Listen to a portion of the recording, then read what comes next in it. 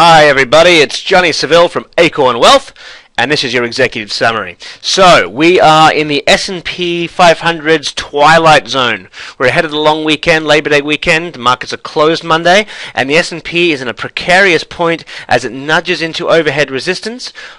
And the question, of course, is will it break? Now, for that question, we need to look at the momentum. So the moving averages are behind it, which is a positive sign for the bulls. But what we're not seeing is money flow accompanying it. You can see this downtrend as the stock, as the index goes higher, but the money flow not. So that divergence is my main concern. So it's kind of a coin flip, like a bit of a 50-50 of whether we actually break higher or whether we have some kind of a retraction. So what I'm focusing on mostly is looking at longs and shorts to hedge against each other. Obviously, where we go on Tuesday's trading is going to be key in terms of whether we break higher than Tuesday's high or whether we break lower than Tuesday's low will be a key indicator on where the rest of the month will take us. That's open range, and it's a key thing to watch, one of the most important days of the month. So, a couple of stocks here on the shorts to watch. Hong Kong Power Technology, or High Power Technology.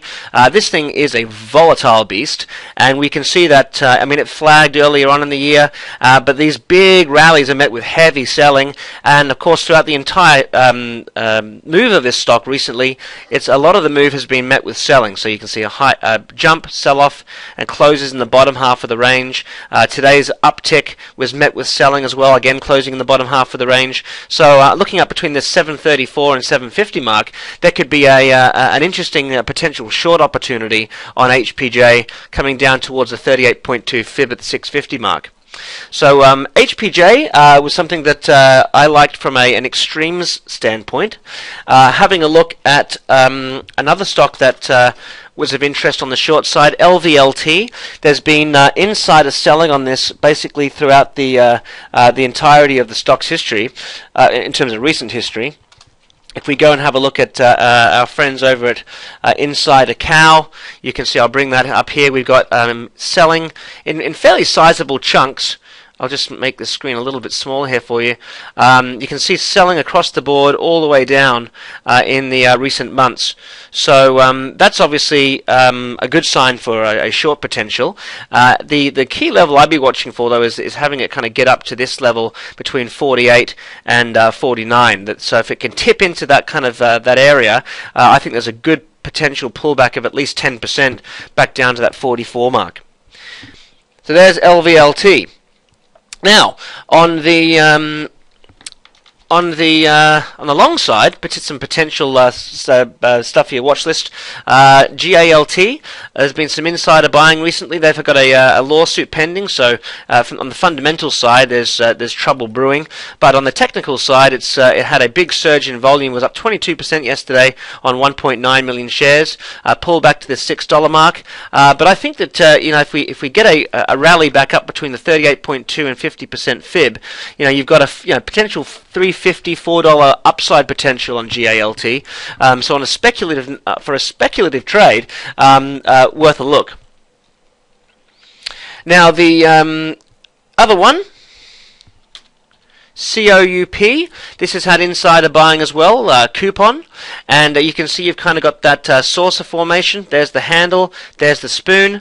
Looking at about a $3 rally, potential up to that $17 mark on COUP. The money flow is just starting to come back in. Its key thing it needs to break is this resistance here at 1430. So that's going to be its main problem, in my opinion. The moving average is coming down on top of it, so we could see a bit of a shake as it tries to battle through that. Of course, what happens on Tuesday is going to really set the tone of how much momentum is in this market. But as a potential stock there for a momentum move, this one's kind of got the ingredients, I think, to have a stab at that $17 mark, possibly higher if it's able to breach into the uptrend. Of course, we had a substantial breakdown from this level, so that kind of reinforces this resistance around this zone, and why I thought the 17 an $18 kind of max is where we're going to experience the biggest trouble getting through. And for those of you who like the pharmaceuticals, IDRA is the last one. you can see that this stock has actually been on the move. The money flow just broke positive. It's broken the trend line, had a surge up 2 days ago, 1.6 million, pulled back on half that volume, 886, which is great, and then 716,000 today as it consolidates. So on the pharmaceutical side, those stocks are really moving, and you can see that we don't run into resistance really here until $3.40. So there's a 50-cent upside, possibly more, from where we're currently at. Okay, well that's your executive summary. I hope it helps, and we'll see you in the next video. Take care.